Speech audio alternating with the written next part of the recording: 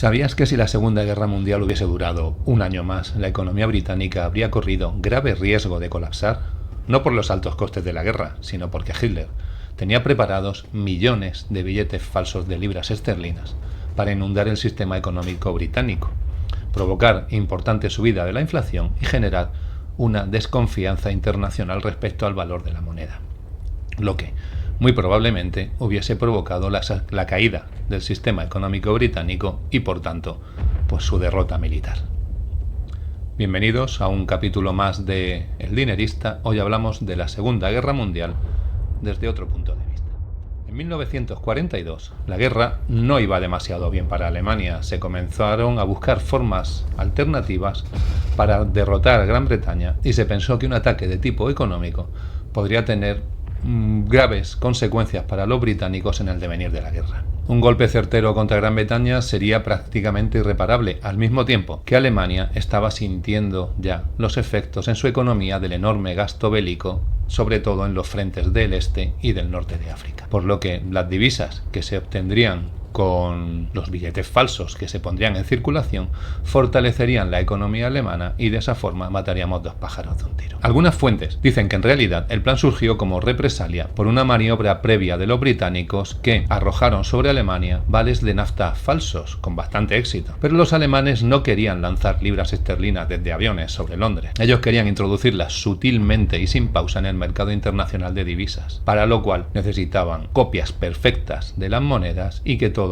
se mantuviera en el más absoluto de los secretos. El plan tenía la aprobación directa del propio Hitler, fue diseñado por la Gestapo y dirigido por el mayor de las SS, Bernhard Krüger, cuyo nombre da nombre a la operación como Operación Bernhard. Para llevarlo a cabo, los alemanes recurrieron a 140 prisioneros de los campos de concentración judíos, en su mayoría, con experiencia en imprenta, coloristas, caligrafistas, dibujantes, empleados de banca, que se trasladaron al campo de concentración de Sachsenhausen, ubicándolos en los barracones 18 y 19 de este campo de concentración, a trabajar, vigilados por unos guardias de las SS en exclusiva para ellos también. Estos prisioneros fabricaron billetes de 5, 10, 20 y 50 libras, por un total estimado, puesto que la cantidad exacta no se sabe, de entre 132 a 300 millones de libras esterlinas. Eran prisioneros privilegiados, tenían un trato privilegiado, tenían camas confortables, mejores que el resto, disfrutaban de buena comida, se bañaban una vez por semana e incluso podían hacer fiestas con música y canciones cada 2 semanas. Pero claro, su vida dependía por completo de la calidad de su trabajo. La producción comenzó en enero del 43. Cada sección del proceso era supervisada por uno de los prisioneros con experiencia en banca. Se establecían 2 turnos de 12 horas para que la producción fuese continua y entre mediados del 43 y mediados del 44 hay fuentes que dicen que llegaron a fabricar 1 millón de billetes al mes, producidos lógicamente en varias prensas. Para que los billetes no levantaran sospechas por ser demasiado nuevos, se establecían 2 colas de entre 40 y 50 prisioneros y se pasaban los billetes de unos a otros para que fueran acumulando suciedad, sudor, desgaste. Algunos doblaban los billetes, otros les perforaban las esquinas, les clavaban alfileres para darle un aspecto de billete usado. Hubieron 4 grados de calidad. Las de grado 1, que eran los de mayor calidad, se utilizaban en países neutrales y usados por los espías. Los de grado 2, para pagar a los colaboradores. Los de grado 3, para billetes que probablemente, si hacía falta, se dejarían caer sobre el Reino Unido desde aviones. Y los de grado 4, que directamente se desechaban. La prueba de fuego de este trabajo, pues fue llevar a un agente alemán con un fajo de billetes a ingresarlo en un banco suizo.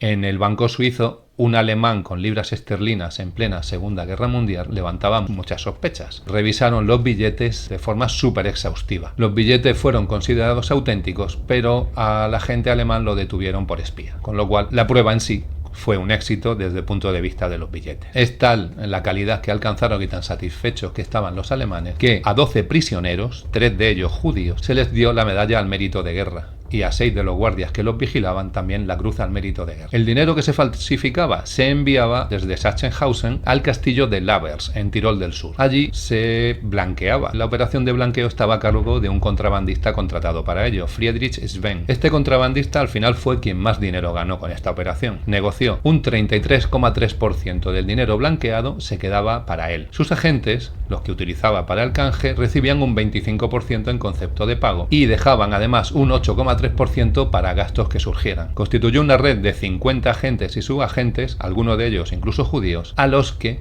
les decía en todo momento que los billetes eran incautados de los bancos centrales de los países ocupados. En ningún momento a los agentes se les dijo que eran billetes falsos. La idea era cambiar el dinero falsificado por francos suizos o dólares estadounidenses y colaborar con la financiación de operaciones especiales del ejército alemán. También se repartió dinero en las embajadas y consulados alemanes en Turquía, España, Suecia y Suiza, donde se introdujeron con bastante éxito en las economías locales. A finales de 1944 se inició una segunda fase, pensando falsificar también dólares estadounidenses. Esta fase no terminó. No llegó a completarse, dado que los prisioneros, ante las sospechas de que si hacían un trabajo muy bueno con los dólares y los hacían perfectos, ya no serían imprescindibles, fueron boicoteando sutilmente los trabajos hasta que finalmente no pudieron obtener las réplicas de dólares tan fieles como se querían. El proyecto se desechó. En marzo del 45, la Segunda Guerra Mundial ya muy avanzada y con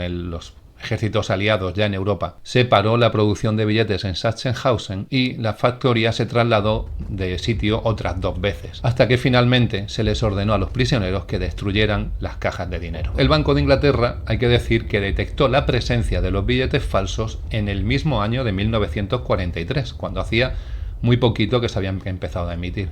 ¿Por qué los detectó? Porque un billete falso que se pagó en Tánger tenía el mismo número de serie que otro billete original que se había pagado en otro lugar. Cuando cotejaron los números de serie, se dieron cuenta que había una duplicidad que era imposible, salvo que hubiesen billetes falsos circulando. Los funcionarios británicos describieron estos billetes como los más peligrosos nunca antes vistos. Y al final de la guerra se estima que había en torno a 20 millones de libras esterlinas en circulación, 20 millones de libras esterlinas falsas, obviamente, en circulación en el sistema económico. Para no crear pánico, el gobierno británico optó por permitir que el Banco de Inglaterra aceptara los billetes falsos como legítimos y que también se pagara con ellos en los mercados internacionales. Es decir, asumieron los billetes falsos como auténticos, al mismo tiempo que dejaron de emitir nuevos billetes de valores a partir de 10 libras para evitar de esa forma que hubiese mucho más dinero en circulación y que la inflación subiera, con lo cual neutralizaban también el gran objetivo de Hitler, que era subir la inflación. Las libras esterlinas falsas y las auténticas circularon conjuntamente por todo el mundo y esto se mantuvo como un secreto de Estado hasta no hace demasiado. El Banco de Inglaterra dejó de imprimir billetes de 10, 20 y 50 libras, eliminándolos también progresivamente de circulación.